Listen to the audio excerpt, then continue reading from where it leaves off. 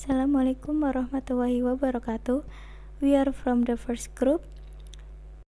We will present the first chapter of Introduction to Linguistics about Old English literature. Okay, from the first group, there are 4 people. They are Ahmad Nur Hakim, Siti Afifah Ekawati, Jihanurul Izzati, and Wafidatul Aziza. Okay, the first presenter is Wafidatul Aziza. For Wafida, time is yours. Okay guys, for the first material is the historical of Old English. There are 3 parts of that. The first part is Old English society background. The period of ancient English at that time experienced many developments from farming and many other developments. Initially, the British archipelago was only inhabited by a predominantly black race, but now there are many until the 7th century to the 3rd came in the invention of other tribes, namely the Celts, which were originally nomadic tribes and suddenly invade the British tribe in waves. Jadi untuk penjelasan yang pertama ini, sebenarnya awal mula English kuno itu pada masanya mengalami banyak perkembangan, terutama tentang bercocok tanam dan pengembangan tempat. Tetapi pada abad ke-7 sebelum Masehi sampai ke-3, banyak bangsa Celt yang datang menuju Ibrania.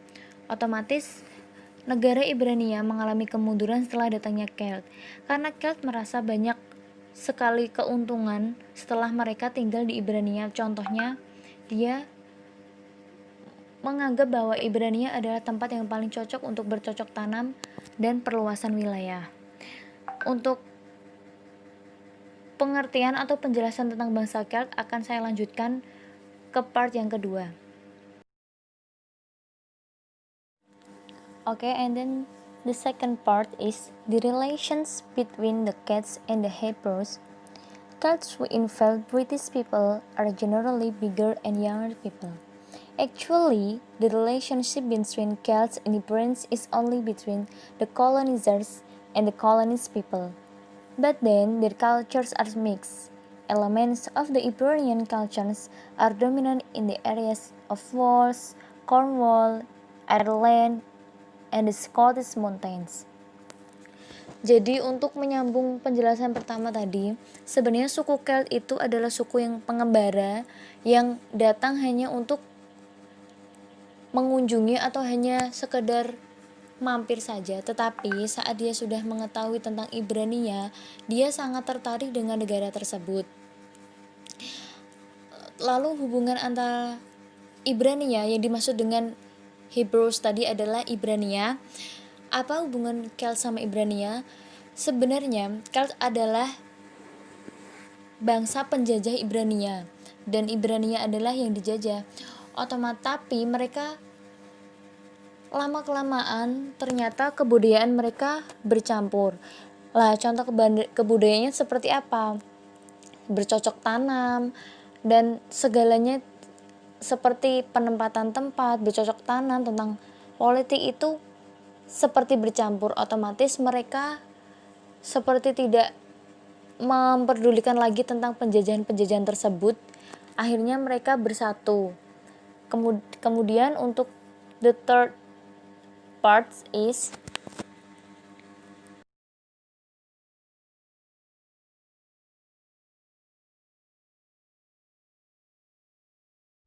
For the next topic, I will explain you about the characteristics of old literature.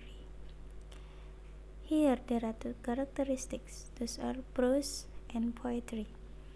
The first is prose.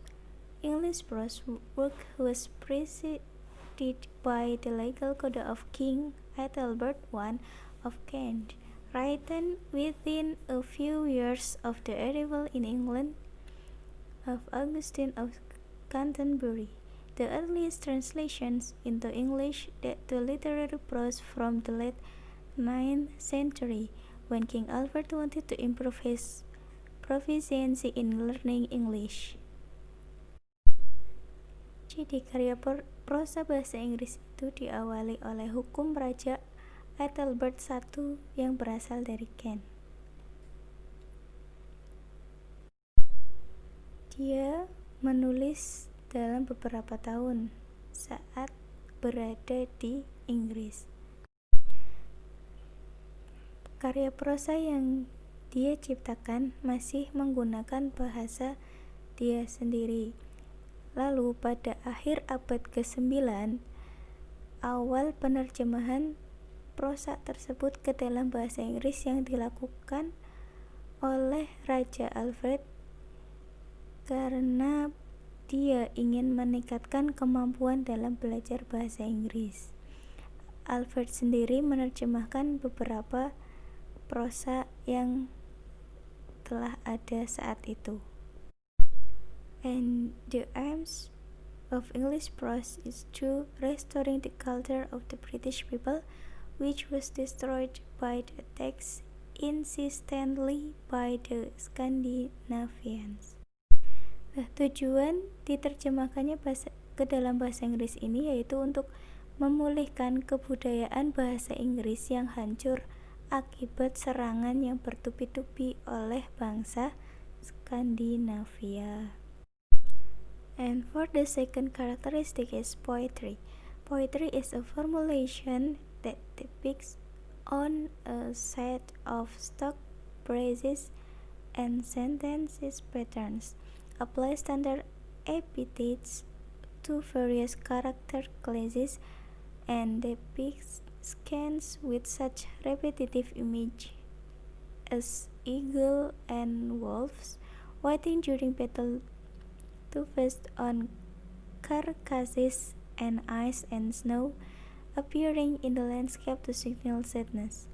And most of the poems are from the regions of Northumbria and Mercia, were composed in the 7th and 8th centuries.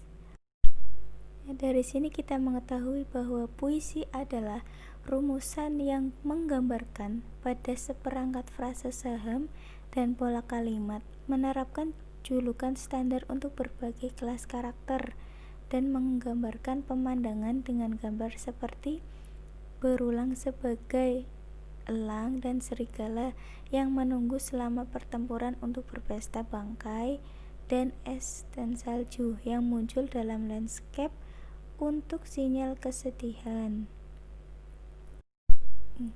Puisi yang mereka ciptakan itu memberikan kesan kuat dari kekayaan budaya yang bisa digambarkan oleh seorang penyair.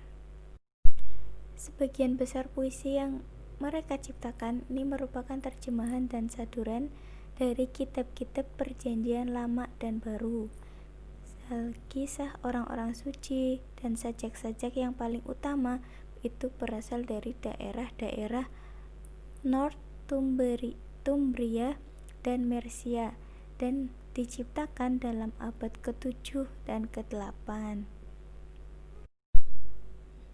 Dan kebanyakan puisi Inggris kuno yang dipelihara dalam 4 naskah dari akhir abad ke-11, ke-10 dan awal, yaitu The Beowulf Manuscript atau British Library, itu mengandung Beowulf, Judith, dan 3 saluran prosa. Yang kedua, Exeter Book atau Katedral Exeter adalah pertemuan berbagai lirik, teka-teki, puisi, didaktik, dan narasi agama yang Junius Manuscript atau Bodleian Library, Oxford, juga disebut Caedmon Manuscript. Itu beberapa puisi Inggris kuno yang masih dipelihara sampai sekarang. Okay, next, Old English literature characters. In the development of Old English literature, there were many figures who channeled literary work at the time, including, for the first, there is King Alfred. King Alfred was a king who was famous in his era because he was the first stone layer of English prose. He was a pioneer in translating their work from Latin to English in the 9th century. The first book to be translated was Pastoral Care by Paus. Ya, jadi dalam perkembangan Old English Literature ini terdapat banyak tokoh yang menjadi penyalur karya sastra pada masa tersebut. Di antaranya yang pertama ada Raja Alfred. Raja Alfred ini merupakan seorang raja yang terkenal pada eranya dikarenakan beliau adalah peletak batu pertama prosa Inggris. Kemudian beliau merupakan seorang pelopor penerjemahan karya-karya dari bahasa Latin ke bahasa Inggris di abad ke-9. Buku pertama yang beliau terjemahkan adalah Pastoral Care, karya dari Paus. The second is Aldhelm. He is a graduate of the Canterbury School. Apart from writing prose, Aldhelm was also known as a poet and was familiar with classical Latin poets and scriptures. In writing his literary work, Aldhelm uses a lot of figurative language such as expression, metaphors, allusion, and so on. Kemudian yang kedua ada Aldhelm. Beliau adalah seorang sarjana lulusan sekolah Canterbury. Di samping menulis prosa, Aldhelm juga dikenal sebagai seorang penyair dan banyak mengenal penyair-penyair Latin klasik serta kitab-kitab suci. Dalam penulisan karya sastranya, Aldhelm banyak menggunakan bahasa kiasan seperti permajasan, metafor, alusi, dan sebagainya. And the third is Venerable Bede. He is a prose writer based from Northumbria. Bede was the best Christian theology and history expert of his era. His best work is Ecclesiastical History, where this book discusses the problem of conversion and the power competition between Rome and Ireland, which was eventually won by the Roman crown. Ya, jadi tokoh yang ketiga ini ada Venerable Bede. Bede merupakan seorang penulis prosa yang berasal dari Northumbria. Bede juga merupakan seorang ahli teologi dan sejarah Kristen terbaik pada zamannya.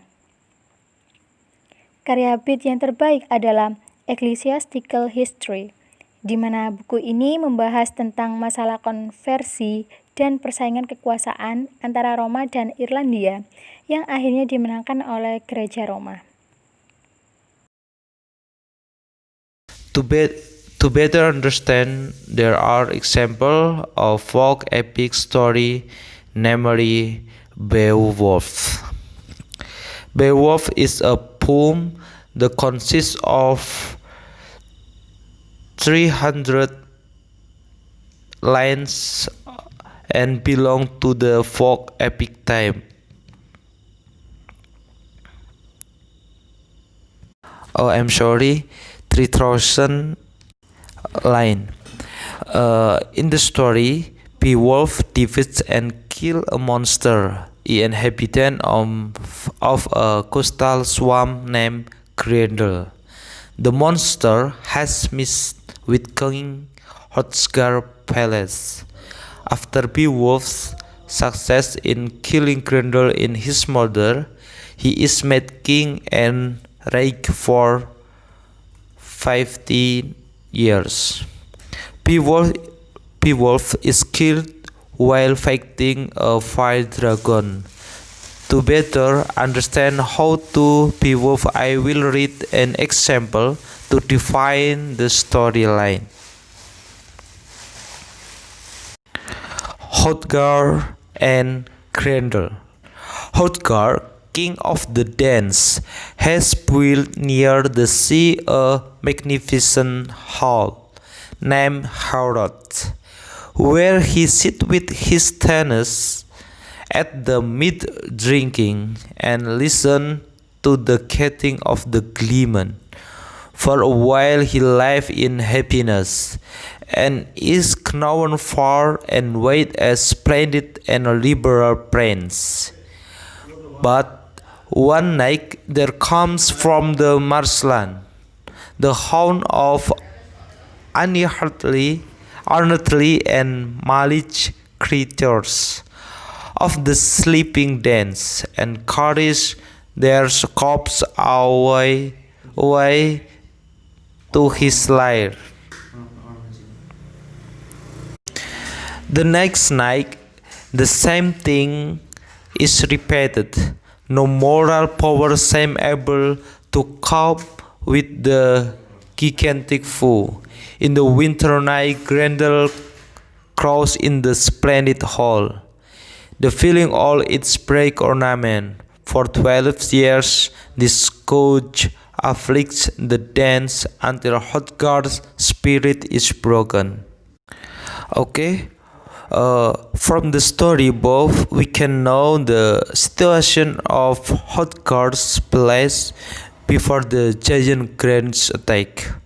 Namely, the Hrothgar's king lived in peace and prosperity. Okay, maybe that's all from me. I'm sorry. Thank you very much. Wassalamualaikum warahmatullahi wabarakatuh.